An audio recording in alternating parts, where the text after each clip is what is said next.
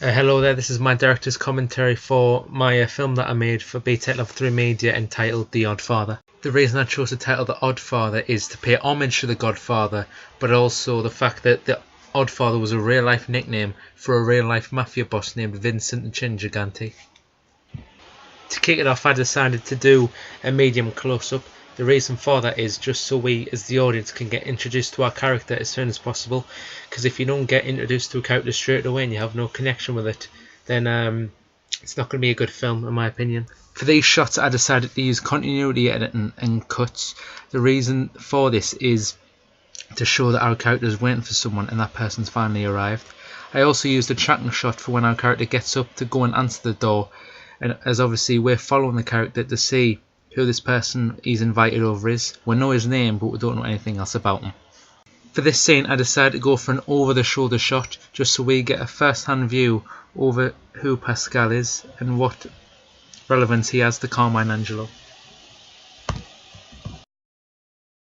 This shot a long shot because it is an attracting shot obviously, and our characters they slowly get further away from the camera as they walk further, but we already know as the audience a meeting of some sort is going to happen, so this shot doesn't keep us out of the loop or anything.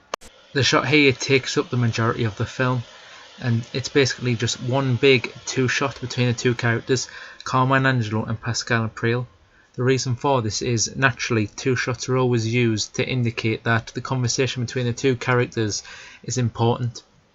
And to be honest, this scene sets the stage for the whole entire film. It makes it clear why everything that will happen, in the future of the film is going to happen.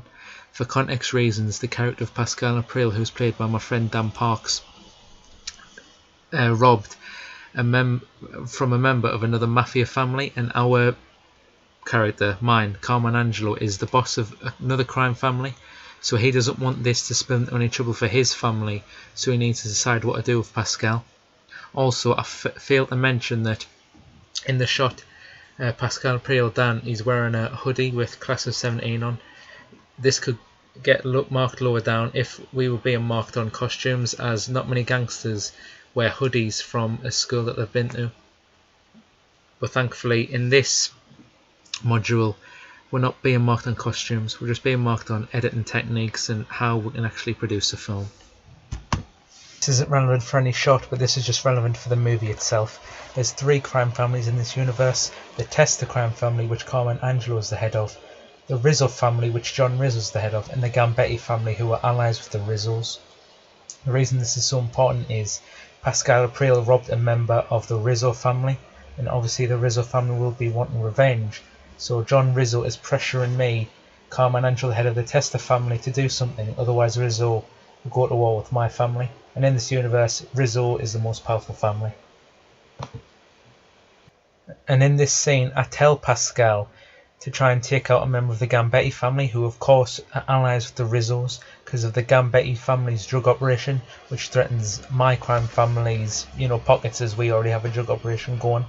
However, because they're allies with the Rizzo family, word gets back to them, and I get called to a meeting by the Rizzo family, basically for them to tell me what to do with Pascal April. This shot is a cutaway, which is where you cut from an insert shot back. The insert shot being my character on the phone, and obviously it cuts to the Rizzo family member who's also on the phone, and so forth and so forth. I just decided to use this just to show that this is also an important conversation within the film, as this, to be honest, really is the start of the end for Pascal April. The shot where I'm going to the meeting with the Rizzo family, you could say it's a long shot because you can see the majority of the Rizzo family members, bodies, and you can see a bit of the background. The reason I decided to use this is to show just how outnumbered my character is. Literally, my character went to this meeting alone, and Rizzo had a few members with him. It could be, a metaphor just to show Rizzo's metaphorical and literal power over the other crime families in, obviously, the area. For this scene again, it's a medium close-up. However, I decided not to do what I did before with the phone calls, as I decided having too many cutaways would just be too tedious for the audience. For this last scene, I decided to do two shots. Obviously in the start of the scene, it's a two-shot, as obviously Pascal's just been told to come to a meeting by my character Carmen Angelo.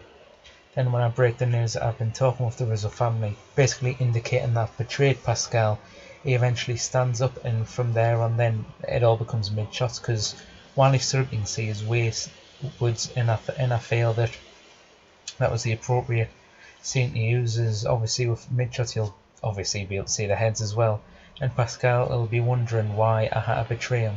Then obviously in the end I say John Rizzo sends his regards, indicating that I didn't personally want to do it, it's just John Rizzo ordered us to. And Pascal is a fellow gangster, he'll understand the power Rizzo has, so Pascal can't really blame us, but he'll still feel betrayed. So that was my director's commentary. Even though there's 2 minutes of the video left, those are really the credits, so I'm just going to end the director's commentary there. Thank you for listening. And I forgot to add that the final scene was an extreme close-up, as you could only see Pascal April's face, and us putting our hand over his eyes, indicating that he's dead, just to pay him the respects that he deserves.